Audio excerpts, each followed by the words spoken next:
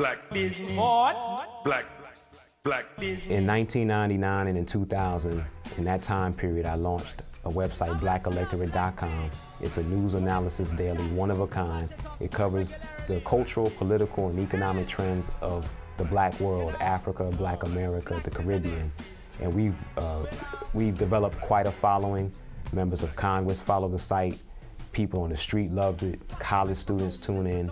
That developed a whole new network for me after I left Wu-Tang Clan.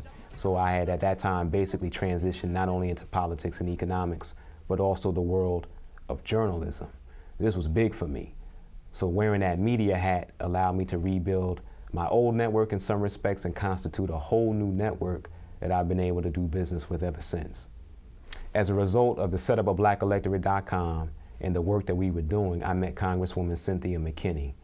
She thought so highly of some of the concepts, the ideas, the insight, the analysis that we were providing through BlackElectorate.com that we developed a relationship, and she gave me the opportunity at a very young age to advise her on political matters. So in 2002, I helped her in media relations, more so on the outside, but in 2004, we decided that I would be the chief strategist for her 2004 congressional campaign, and from there, I developed an economic platform for her that brought her back into office after having been defeated in 2002 against tremendous odds. You ask anybody, did they think Cynthia McKinney would be able to come back in 2004? And most people would tell you no. That's one of the greatest achievements of my life, was helping Congresswoman Cynthia McKinney return to office in 2004. In 2005, I set up CMCAP, and that stands for Cedric Muhammad Capital. I set up CMCAP for a few reasons. My work as a political strategist and my insights as an economist showed me that there was a whole market of first-time entrepreneurs and small business owners that were just not being served or attended to. And I also launched CMCAP to further my work in moving hip-hop artists away from just focusing on their art and their music into becoming power brokers in the community. And I developed the hip-hoppreneur concept, and I'm adamant about it.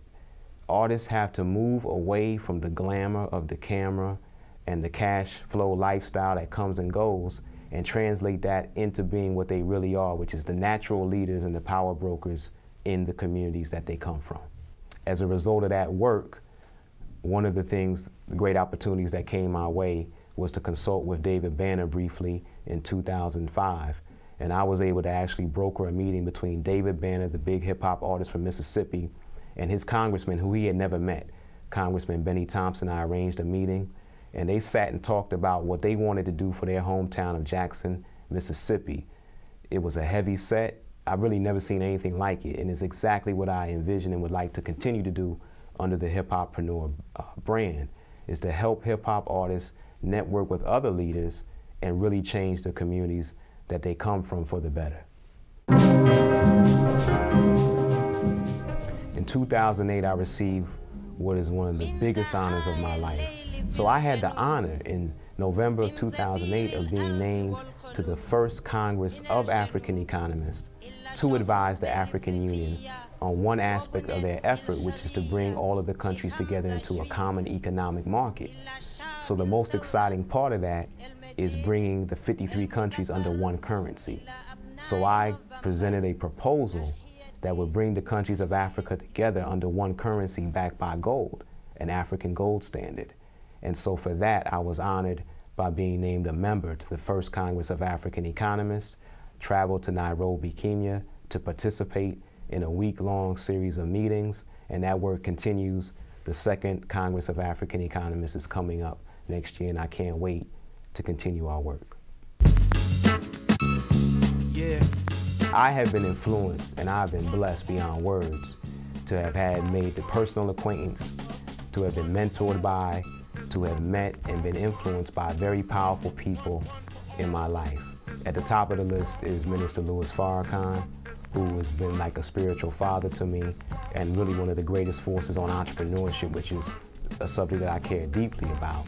I think that the insights that he's given spiritually through how he has used the scriptures to teach certain principles that I think apply in business is just really overwhelmed me. So one of the things that I'm always grateful for with the minister is the way he's represented the messenger's teachings which have influenced my view of economics and business.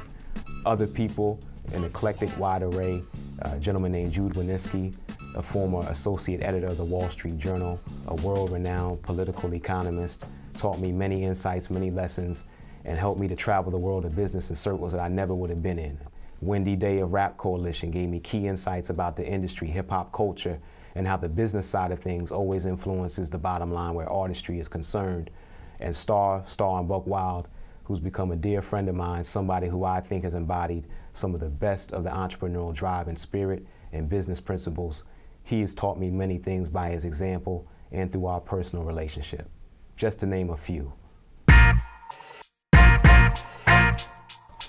The entrepreneurial book series grows out of my life experience, my personal testimony, my study, the insights of other people that I've actually interacted with, and really some of the best and time-proven principles. So we wrote 3 volumes because I believe that the story of business has to be told on 3 levels, which is what I've lived in my own life. The personal struggle, the business principles, and an understanding of the political economy. My position and what I think makes my book different and more unique than any other book that's ever been written on entrepreneurship that I've seen is that I give equal weight to what goes on in the streets, what happens in culture, to what happens in politics, to what goes on in the boardrooms. I honestly believe that the same principles that govern one govern another. So I wanted to write a book that I couldn't find, that I couldn't read elsewhere. And so I had to be honest and just tell my life story because that's where I've been. I've learned lessons on the streets, I've learned them in the suites, I've learned lessons on the block, I've learned lessons in the boardroom, and I've incorporated them in my life.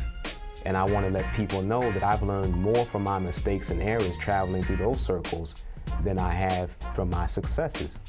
That's very important. I embrace the worst part of my life to try to convert it into something better. So I wanted to write a book at this time when people can't get bank loans. They've been fired from their job. They've lost their status. They got to move in with their parents. All types of changes that people are going through is causing a shock. It's causing pain. It's causing loss. I want to start from that point and build in a way that they see a new reality and that this crisis has actually presented opportunity. I don't want to tell people how to do something at the top of their game.